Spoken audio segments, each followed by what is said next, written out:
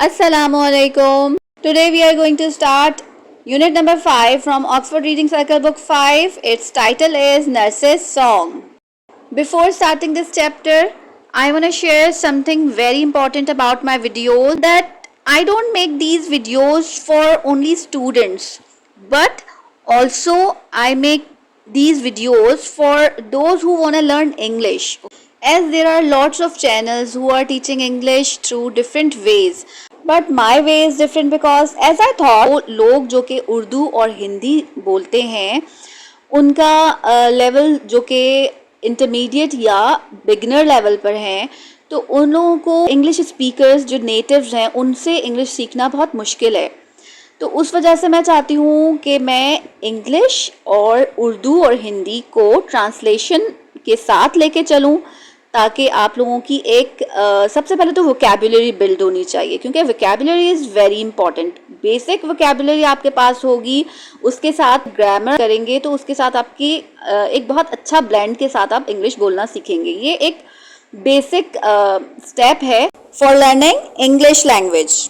And इस topic पर मैं आप लोगों के लिए एक सेपरेट वीडियो बनाने वाली हूँ और बहुत जल्द शेयर करने वाली हूँ, और जिसके अंदर मैं आपको बहुत सारे स्टेप्स बताऊंगी, प्रैक्टिकल स्टेप्स होंगे जिसको फॉलो करके किसी भी लैंग्वेज को सीखा जा सकता है, नॉट ओनली द इंग्लिश। तो अभी के लिए यही टिप है कि इस टेक्स्ट मटेरियल को गौर से सुना करें, जो डिफिकल्ट वर्ड्स हैं उनको याद करने की कोशिश किया करें, और नॉट ओनली याद नहीं करें सिर्फ, बल्कि डेली के सेंटेंसेस में यूज करने की कोशिश करें। तो इस तरह से आपका लर्निंग प्रोसेस जो है वो फास्ट हो जाएगा। Now let's start our today's unit, which is Nurse's Song. Word nurse को डिफरेंट मीनिंग में यूज किया जा सकता है। Number 1, a person who cares for patients. Number 2, a person who cares for old people. And यहाँ पर जो meaning बनते हैं वो a person who cares for young children.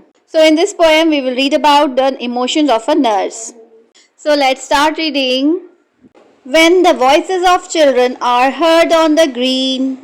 When means जब, वॉइसेस मतलब आवाज़ें, ऑफ चिल्ड्रन बच्चों की आवाज़ें, आर हर्ड सुनी जाती हैं, जब बच्चों की आवाज़ें सुनी जाती हैं, ऑन द ग्रीन, ग्रीन का मतलब है a place which is covered by green grass. Okay, एक लैंड जहाँ पर ग्रास लगी हुई है, उस ग्रास पे जब बच्चों की आवाज़ें सुनी जाती हैं। And laughing is heard on the हिल।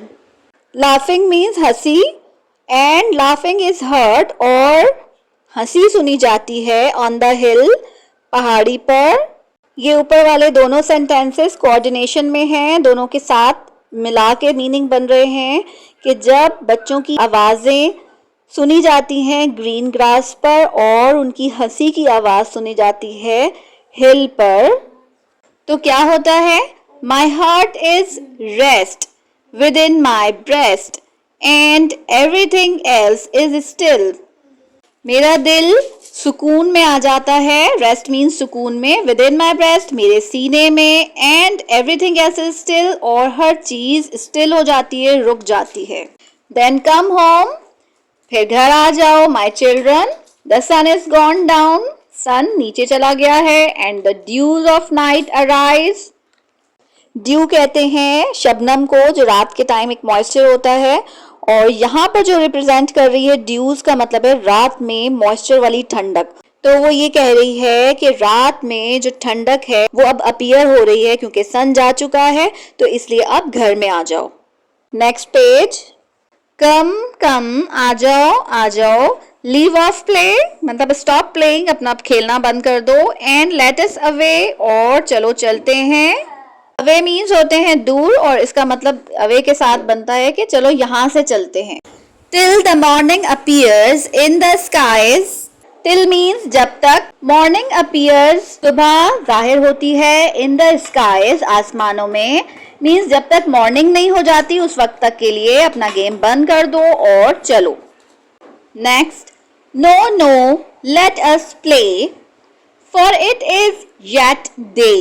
ये अब चिल्ड्रन कह रहे हैं, नो नो नहीं नहीं, लेट अस प्ले चलो खेलते हैं, for it is yet day, for इसलिए, it is yet day means अभी तक दिन है, and we can not go to sleep और हम नहीं जा सकते सोने के लिए, besides In the sky the little birds fly. Besides means है इसके साथ साथ, और किसके साथ साथ? ये जो ऊपर दो लाइंस स्टैंजा की हैं उसमें जो दो बातें की गई हैं कि अभी तक दिन है और अभी हम सो नहीं सकते, ये कौन कह रहा है? चिल्ड्रन कह रहे हैं। तो वो अपनी बात को मज़ीद सपोर्ट करने के लिए एक और फैक्ट क्या दिखा रहे हैं कि in the sky the little birds fly, means के स्काई में बर्ड्स फ्लाई कर रहे हैं, और बर्ड्स उस वक्त तक फ्लाई करते हैं जब तक कि लाइट होती है, रोशनी होती है, और जब जैसे ही अंधेरा होने लगता है बर्ड्स फ़ौरन अपने अपने नेस्ट में चले जाते हैं। And the hills are all covered with sheep, और सारी हिल्स भरी हुई हैं शीप से। तो हिल्स जो हैं वो कहते हैं पहाड़ी को, ठीक है। माउंटेन बड़ा होता है और ज़्यादा ऊंचा होता है, और हिल्स जो हैं वो ज़रा छोटी होती हैं, ठीक है। तो ये बात वो अब मज़ीद एक और उन्होंने फैक्ट बताया है अपनी बात को मनवाने के लिए कि अभी तक शीप भी जो हैं वो हिल्स पर मौजूद हैं, तो इसलिए हम भी नहीं आ रहे। Next, well well go and play till the night fades away. अब ये चिल्ड्रन की नर्स का रिप्लाई है। वेल मीन्स होते हैं अच्छा, तो वो कहती है अच्छा अच्छा, गो एंड प्ले जाओ खेल लो, टिल का मतलब है जब तक, द लाइट फेड्स अवे जब तक ये डे लाइट डिम नहीं हो जाती, फेड्स अवे का मतलब डिम, ठीक है, डिम नहीं हो जाती जब तक डे लाइट, जब तक तुम लोग खेल लो। And then go home to bed, और फिर घर चले जाना बेड पर। और यहाँ पर नर्स की बात खत्म हो गई है। ये जो इन्वर्टेड कॉमास है वेल से शुरू हो रहा है, बेड पे खत्म हो रहा है, और ऊपर भी इन्वर्टेड कॉमास से ये मेंशन किया हुआ है कि एक पर्सन की बात कहाँ से शुरू हुई हुई है और कहाँ पे खत्म हुई हुई है, ठीक है। The little ones leaped and shouted and laughed. Here concentrate on the word leaped. यहाँ पर एक मार्क आपको दिख रहा होगा ई के ऊपर, इस वाले ई को कहते हैं ई अक्यूट, और ये लैटिन अल्फाबेट है, ठीक है। एंड शाउटेड, और इसकी साउंड ना ए करके निकालेंगे, तो यानी कि अलग से साइलेंट वाला ई नहीं है, ठीक है। शाउट ऐसे नहीं पड़ेगी, शाउटेड। और यहाँ पर अपॉस्ट्रोफी है जहाँ पर लाफ्ड में, तो इसका मतलब है यहाँ पे एक अल्फाबेट स्किप हुआ हुआ है, ये एक अपॉस्ट्रोफी इसलिए दिया हुआ है। और यहाँ पर ई अक्यूट और ये अपॉस्ट्रोफी लगाने का मकसद ये है, यहाँ नीचे नोट में लिखा हुआ है कि ये पोएम का रिदम क्रिएट करने के लिए है। So don't get confuse over it. Meaning है द लिटिल वंस लीप्ड, यानी कि जो छोटे वाले बच्चे थे, क्योंकि डिफरेंट साइजेस के बच्चे होंगे, जाहिर है डिफरेंट एजेस के थे, तो वो लीप्ड मीन्स है जंप करना, उन्होंने जंप किया। एंड शाउटेड, शोर मचाने लगे। एंड लाफ्ड, हंसे। Last line, and all the hills echoed. Echoed means है गूंजना, और सारी हिल्स गूंजने लगी। किससे गूंजने लगी? क्योंकि वो बच्चे शोर मचा रहे थे और हंस रहे थे, तो उससे वो गूंजने लगी। William Blake is the poet of this poem. And now, as usual, solved exercises are in the description box. Please don't forget to like, share and subscribe. Allah Hafiz.